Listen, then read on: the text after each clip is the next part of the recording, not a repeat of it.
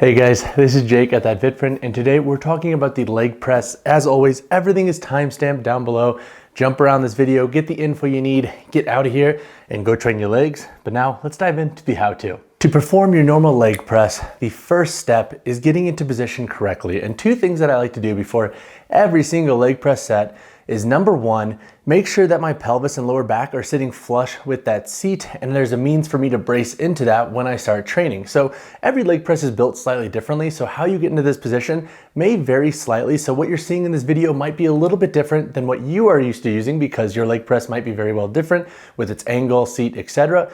But making sure the back of the pelvis and the lower back are flush with that seat helped us to align where our feet should sit in regard to when we start moving to where that pelvis isn't going to start coming out of that seat. Now, once we have that, and once I have that point of contact, I then focus on my feet. I make sure that they're in a position that is comfortable for my mobility needs and what I'm going for with this exercise, but also making sure that my feet are locked in where I'm not going to slide around. Once I have these two pieces, I will then go and unrack the weight. Now, step two is focusing on bracing into that seat, so making sure that we have a nice brace to where our hips aren't rising up as we are bringing the weight down, and we're going to focus on controlling that weight. And I want you to think about just allowing those knees to track normally. I don't want you to focus on driving those knees out. I don't want you to focus on trying to drive them forward super hard. I want you to just focus on allowing that leg press to come down. And once you feel that you've hit a point to where you can no longer maintain that contact with the back of the pelvis and the lower back, I want you to focus on then driving through the platform and pushing through like the entirety of the foot. Think about really gripping with the feet and pushing away from you versus like just pushing in the heel, but just pushing in the toe. There are ways to manipulate our bias when we are doing that, but for the context of just a normal leg press, just focus on really grounding the entirety of the foot and pushing away. Now, what you're gonna do is once you start to push away at lockout, I want you to think about squeezing your quad. I don't want you to jam the weight and just fully extend right away. I want you to focus on pushing, extend, squeeze the quad. And then once you squeeze that quad, that is gonna be your cue to then go through the eccentric patterning on your next rep. Overall, that's kind of the gist of a leg press. It is very simple to perform in a lot of ways. However, there are subtleties with each leg press machine and setup that can make each leg press a little bit different. And now let's go ahead and talk about some of those subtleties that can actually create biases in our movement for the leg press. So one of the beautiful things with the leg press is that by manipulating our foot position, we can actually create a muscular bias. So if we are trying to train and bias the quads a little bit more, we can manipulate how we're setting up in a leg press to drive a high stimulus for that muscle. Now, what I will say is this, is that I think there's so much complexity that folks are trying to throw around with the leg press in regard to ways to bias it, etc. I think for most Gen Pop folks, if you just train hard and do a traditional leg press, you will be fine and well on your way. But I did want to cover some of the ways to create a bias in your leg press by manipulating foot position. And I will say before we go any further, shout out to N1 Training because my former coach, Adam Miller, from there was a big proponent on using different ways to bias different muscular groups with the leg press, and we always threw in some of these variations throughout our training blocks. So if we are trying to create a glute bias with the leg press, something we're going to want to think about and potentially do is to bring our feet up a little bit higher on the platform and then put them almost into a parallel position.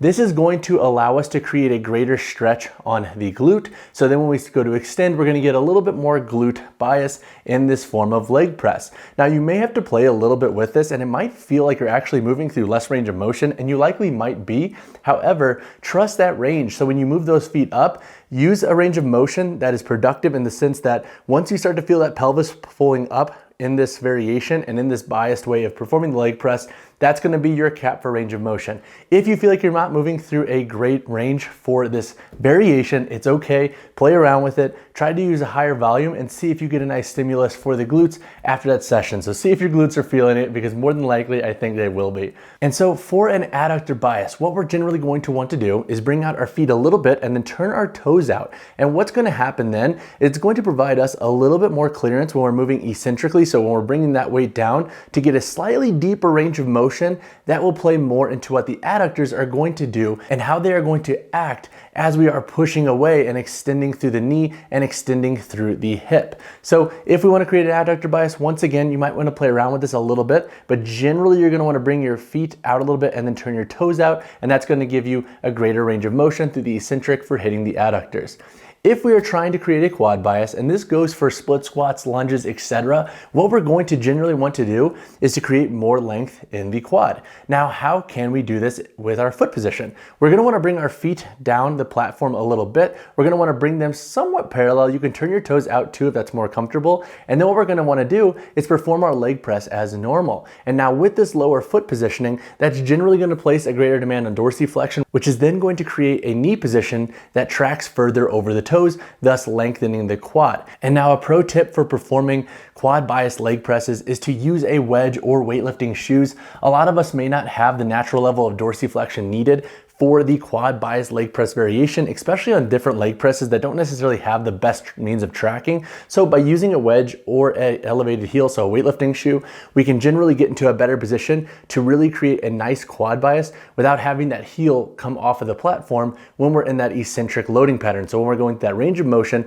the heel stays more flat. Now, those are a couple of ways to bias your leg presses accordingly. Again, with how many different leg presses there are out there, try to play around with your setup and how you're executing your leg presses to get some data, because more than likely it's not going to be a one size fits all thing. Like, you're not just necessarily going to always put your feet onto the same position, same platform on every single leg press, because with how each machine tracks and their strength curves, etc., you might have to play and finesse a little bit with it. But if you use those rules of thumb in regard to our foot placement, that's usually a good means to get you well on your way to biasing certain muscular groups. So outside of the ways to create muscular bias with foot positionings for leg press, what are some of my other variations that I like to program regularly? So the first is the 1.5 leg press, and this variation is hell. So what you're going to be performing here is you're going to be performing a full eccentric, coming up halfway, coming back down, and then going through a full concentric, and that 1.5 rep motion right there is going to count as 1 rep.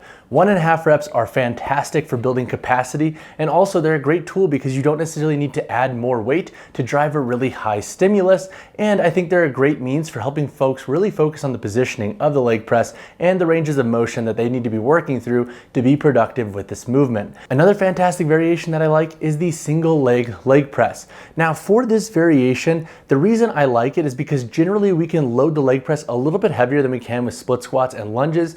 Plus, we're not having to do any form of gripping or loading on the spine. So it's a nice way to get a nice unilateral leg stimulus without necessarily like beating up our spine or pushing ourselves to a really high level of like cumulative overall fatigue. Now, when you're performing this variation, something I will say is, as opposed to putting that other foot on the ground, so the foot that's not physically doing anything, I would say do more of a kickstand setup and keep a little bit of weight in this foot, but keep a primary bias on the foot that's actually pressing away. And what this is going to do is it's going to be like a fail-safe in case anything goes wrong with the leg press when you're doing single leg variations. This foot is there to catch the platform, versus if it's on the ground and let's say you slip, like, you're not going to be in a good position. So just keep it safe there. I would say do the kickstand setup. Honestly, I also like that too, because generally you can keep a better pelvis positioning as well in regard to the leg press you're using with that kickstand setup. The third variation that I like is an active foot leg press. And now this leg press variation is not for the faint of heart. So what you're gonna do here is that you're going to maintain a positioning with the foot where you're pretty much sitting on the balls of the feet and that heel is elevated. You're gonna move through your normal range of motion and try to maintain this active foot position. This can be a fantastic variation for driving a high quad stimulus and focusing on the calves as you're coming down and pressing through. Those are 3 of my favorite leg press variations. They can all be really useful for different contexts. If you want to try them out, give them a go and let me know how you like them. That wraps up this video on the leg press. And now this video was actually suggested by somebody in the That Fit Friend community, and I thank you for that. I love being able to create videos that are highly requested, because that means that folks are going to actually be interested to and watch them, and that's why I create content. But if you have any questions on this video, hit me in the comments below, and as always guys, drop a like on the video, subscribe to the channel. I'll see you in the next one.